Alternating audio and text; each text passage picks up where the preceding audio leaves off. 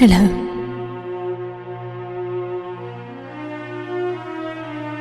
This is S D Hudson.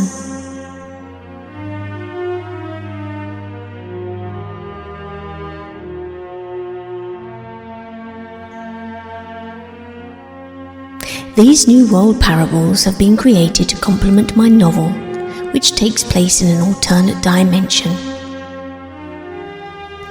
Filled with anthropomorphic people who possess an intellect equal to humans, the New World is a place of unparalleled beauty where only the most honourable and valiant live.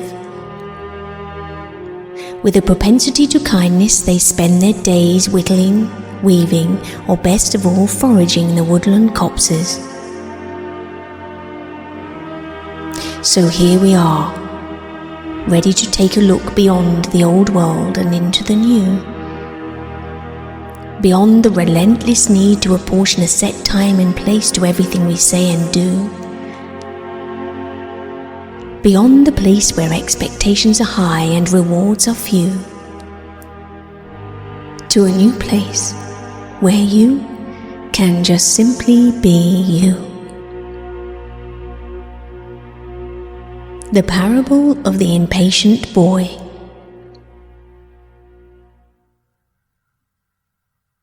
A long time ago, when the old world was not as poisonous to them as it is now, the wise ones sent some New World folk to live there, that they might create a bond between the two worlds, and so learn from each other.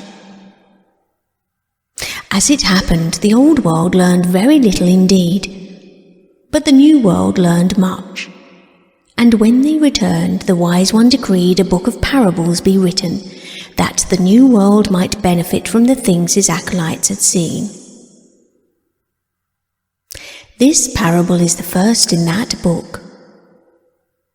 It is about a boy who tried very hard, but lost faith rather too quickly.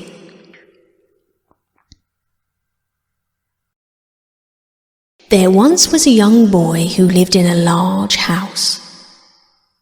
He was the only son of a rather well-to-do gentleman, and as such considerably more privileged than others his age.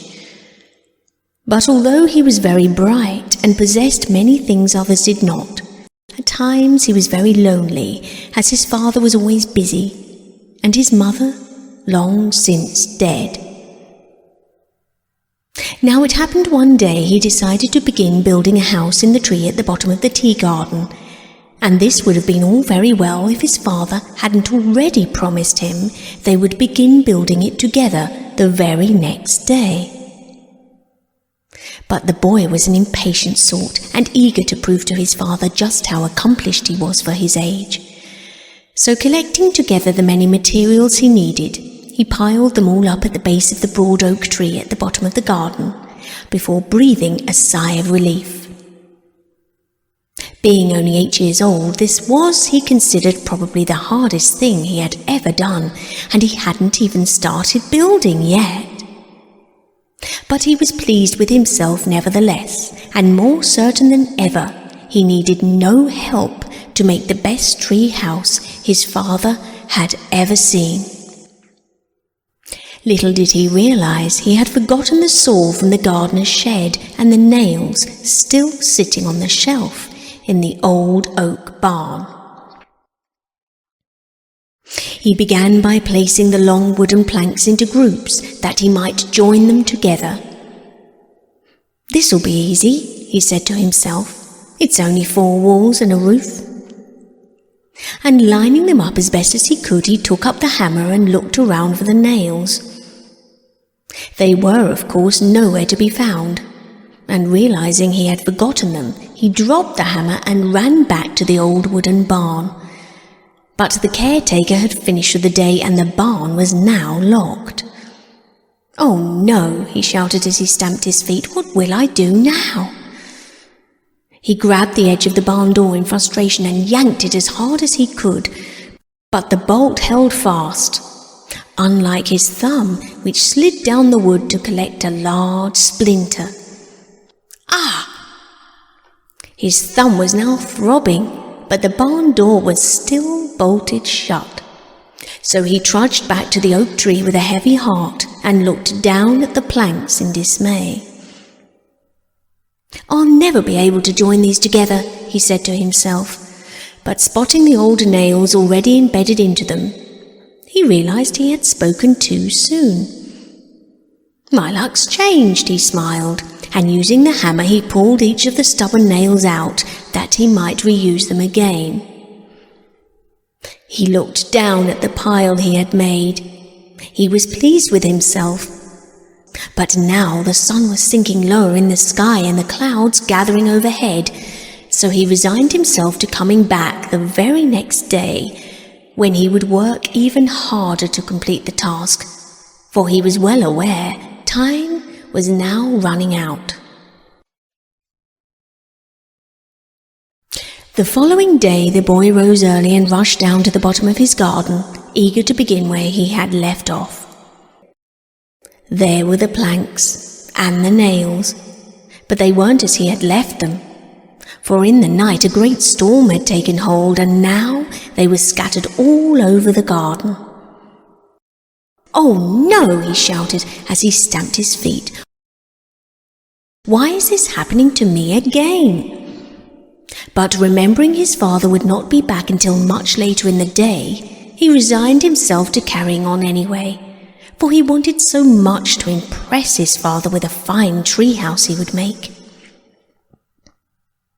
He hammered and he nailed and he hammered, until at last many of the planks were joined together to make 4 strong walls and a roof. Then he stood back and looked at all he had achieved. "Brilliant," he stated, and then he left for the kitchen and a well-earned snack. It was no more than an hour before he returned, only to realize the walls were too heavy to lift now that all the planks were nailed together, and the roof was heavier still.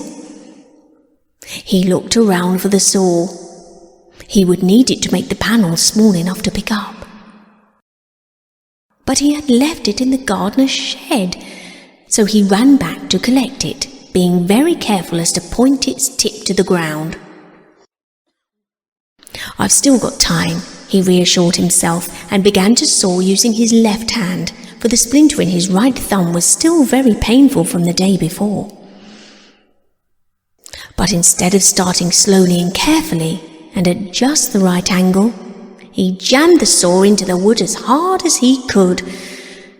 For this wasn't his best hand, but he was a strong boy and was certain that was all it would take to get the job done. He couldn't have been more wrong. It stuck fast, and feeling his temperature rise again, the young boy yanked the saw as hard as he could, only to watch it slide across the wood, straight into his right hand. "Not again!" he yelled, frustrated both at himself and the wooden panel, which had now split in two. Not only would he have to go back to the house and get a plaster, but he would have to start all over again. "It's just too much. I'll never be able to finish it. I'll never do anything again," he screamed. And kicking the wooden panel in anger, he stubbed his toe before bursting into tears of frustration and pain. Little did he realize his father had returned early, and as if aware of the situation, he headed straight to the tea garden and his impatient son. "No, don't look," cried the boy, ashamed of his cut, his splinter and the mess he had made of the wooden panels. But his father only laughed and said, "My son, you are building the foundations to something you expect to last, with no time or commitment to doing so. If you are to do the task justice, you must take comfort in the knowledge the day your house is complete, you will be all the wiser for it. For when we build foundations, we do not reap immediate rewards, but we work steadily towards something that will last our lifetime to come." And with that, He wrapped his son's hand in his scarf and took him back to the kitchen, where he would dress the boy's wounds and they would make plans for a bigger, better and stronger treehouse that would last for years to come.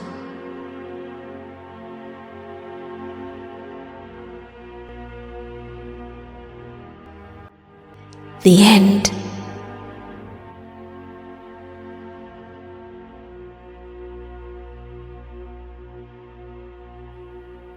I hope you enjoyed this parable. If you did, please consider following me for more New World parables.